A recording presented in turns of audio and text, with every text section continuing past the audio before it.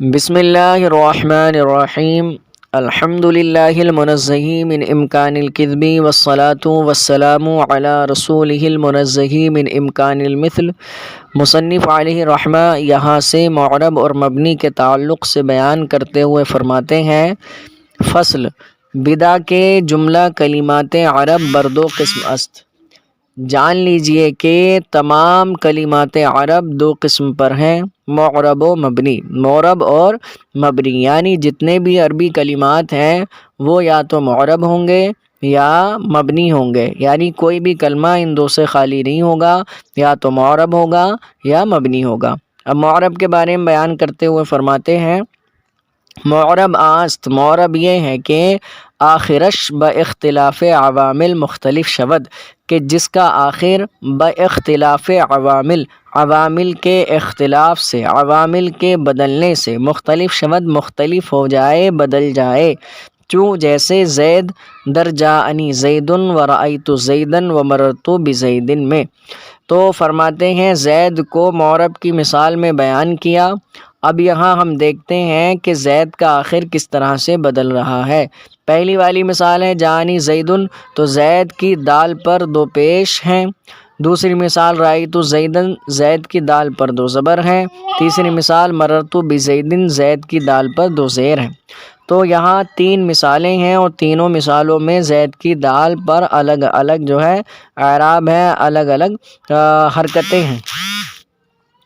تو فرماتے ہیں یہاں کیا ہوا کہ جا نے زید کو فاعل بنانا چاہا، تو یہاں زید پر رفع آ گیا، اس پر دو پیش آ گئے۔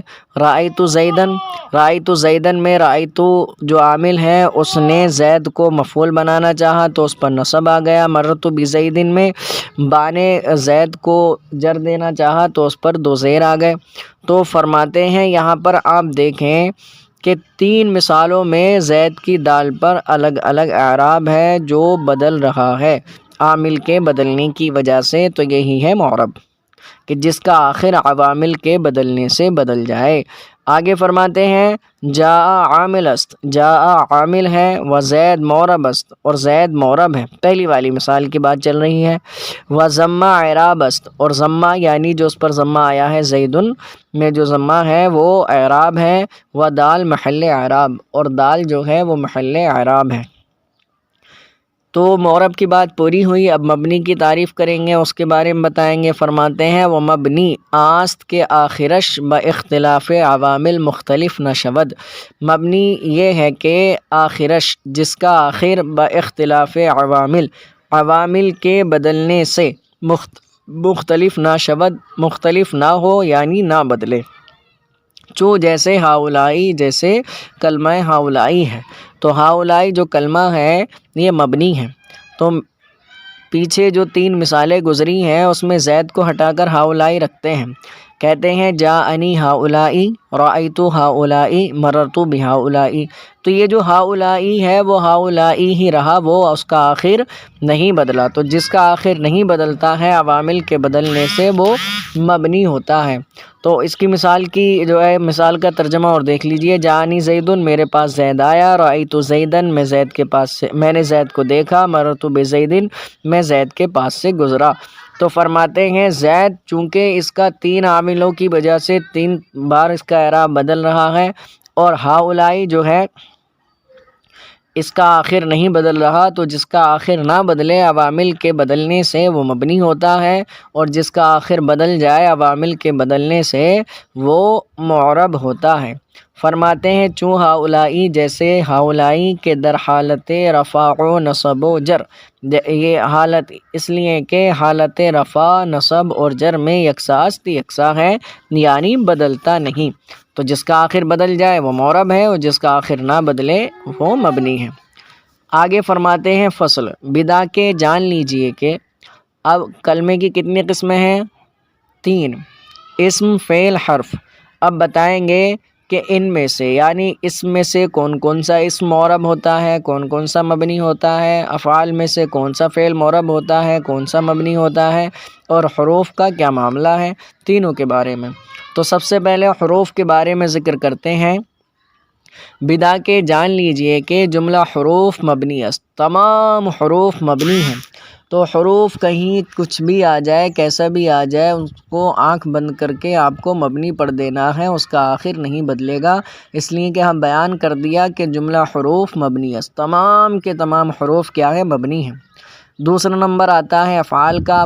افعال کئی طرح کے ہوتے ہیں، ماضی ہے، مضارع ہے، امر ہے، نہیں ہے، وغیرہ ذالک۔ تو ان میں کون سا مبنی ہوتا ہے اور کون سا معرب ہوتا ہے؟ فرماتے ہیں وَأَز افعال، اور افعال میں سے فعل ماضی، فعل ماضی یہ مبنی ہے پورا کا پورا۔ وَأمر حاضر معروف، اور امر حاضر معروف یہ بھی مبنی ہوتا ہے۔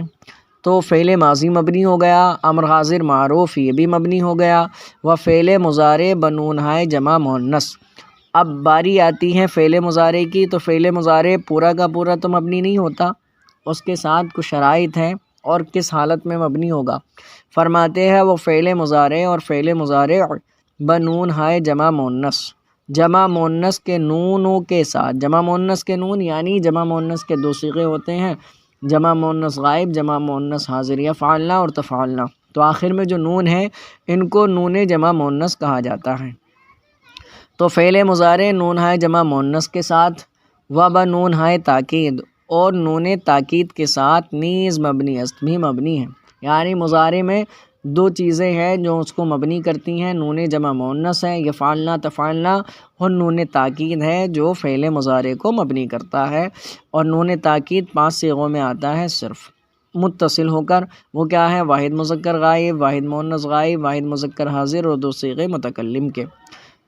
تو فرماتے ہیں یہ حروف کی بات پوری ہو گئی، افعال کی بات پوری ہو گئی، اب بات آتی ہے اسما کی، کہ اسما میں سے کون معرب ہوتا ہے اور کون مبنی۔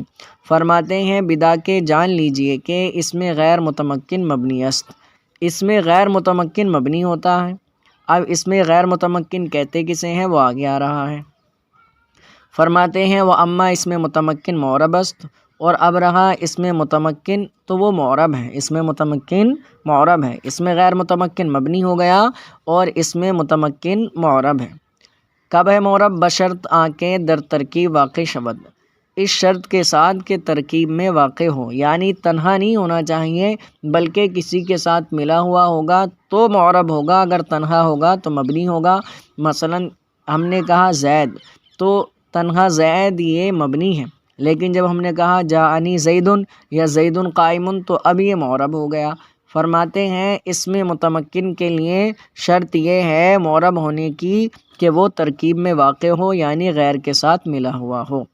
تو اس میں غیر متمکن تو مبنی ہوا، اور اس میں متمکن اس شرط پر معرب ہوا کہ ترکیب میں واقع ہو، یعنی کسی غیر کے ساتھ ملا ہوا ہو۔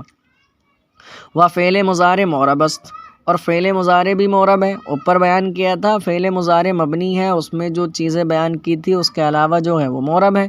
وہ فعل مضارع معرب است، اور فعل مضارع معرب ہے بشرط آکے از نون ہائے جمع مؤنث و نون تاکید خالی باشد، بشرط آکے اس شرط کے ساتھ کہ از نون ہائے جمع مؤنث، نون ہائے جمع مؤنث سے، و نون تاکید اور نون تاکید سے خالی باشد، خالی ہو، تو مبنی معرب ہوگا ورنہ مبنی ہوگا۔ پس پھر در کلام عرب، کلام عرب میں بیش از این 2 قسم معرب نیست، ان دونوں قسموں سے زیادہ معرب نہیں ہے۔ 2 قسمیں کیا؟ اس میں متمکن اس شرط کے ساتھ کہ ترکیب میں واقع ہو، اور فعل مضارع اس شرط کے ساتھ کہ نون جمع مؤنث اور نون تاکید سے خالی ہو۔ یہ 2 چیزیں ہیں کہ جو معرب ہوتی ہیں، ان سے زیادہ اور کوئی معرب نہیں ہے۔ ازی 2 قسم معرب نیست، ان دونوں قسموں سے زیادہ معرب نہیں ہے، یا ان دونوں قسموں کے علاوہ معرب نہیں ہے۔ باقی ہما مبنی است، اور باقی تمام کے تمام کیا ہیں؟ مبنی ہیں۔ تو ما قبل میں گزرا اس میں غیر متمکن اور اس میں متمکن، اب ان دونوں کے تعلق سے بیان فرماتے ہیں کہ اس میں متمکن کیا ہوتا ہے، اس میں غیر متمکن کیا ہوتا ہے۔ فرماتے ہیں وہ اس میں غیر متمکن، اور اس میں غیر متمکن اسم است، ایسا اسم ہے کہ جو کہ با مبنی اصل، مبنی اصل کے ساتھ مشابہت دارد، مشابہت رکھتا ہو۔ تو یہ اس میں غیر متمکن کی تعریف ہو گئی۔ قبل میں اس میں غیر متمکن کے تعلق سے بات آئی تھی، تو اب یہاں سے بتاتے ہیں کہ اس میں غیر متمکن ہوتا کیا ہے۔ و اسم غیر متمکن اسم است، اسم غیر متمکن ایسا اسم ہے کہ جو کہ بمبنی اصل مبنی اصل کے ساتھ مشابہت دارد مشابہت رکھتا ہو، یعنی اسم ہے مبنی اصل کے ساتھ مشابہت رکھتا ہے تو ایسا اسم غیر متمکن کہلاتا ہے۔ فرماتے ہیں اب مبنی اصل کتنی چیزیں ہیں، کیا کیا ہیں؟ وہ مبنی اصل سہ چیز است، اور مبنی اصل 3 چیزیں ہیں، فعل ماضی، امر حاضر معروف و جملہ حروف اور تمام حروف۔ تو یہ چیزیں کیا ہیں؟ مبنی اصل ہیں۔ تو اس میں غیر متمکن جو آگے اس کی 8 قسمیں آ رہی ہیں، ان میں سے کوئی ایسا ہوگا جو فعل ماضی سے مشابہت کی وجہ سے مبنی ہو جائے گا، کچھ ایسے ہوں گے جو امر حاضر معروف سے مشابہت کی وجہ سے مبنی ہو جائیں گے، کچھ ایسے ہوں گے جو حروف سے مشابہت کی وجہ سے مبنی ہوں گے۔ انشاءاللہ تعالی ہم آہستہ آہستہ سب کو بیان کریں گے۔ تو یہ ہوا اس میں غیر متمکن۔ اب آگے فرماتے ہیں وہ اسم متمکن، اور اسم متمکن اسم است ایسا اسم ہے کہ جو کہ بمبنی اصل مشابہ نہ باشد، جو مبنی اصل کے ساتھ مشابہ نہ ہو، یعنی مبنی اصل سے مشابہت نہ رکھتا ہو، تو یہ اسم متمکن ہے۔ معرب اور مبنی کا بیان پورا ہوا، آگے کے اسباق انشاءاللہ جلدی ڈال دیے جائیں گے۔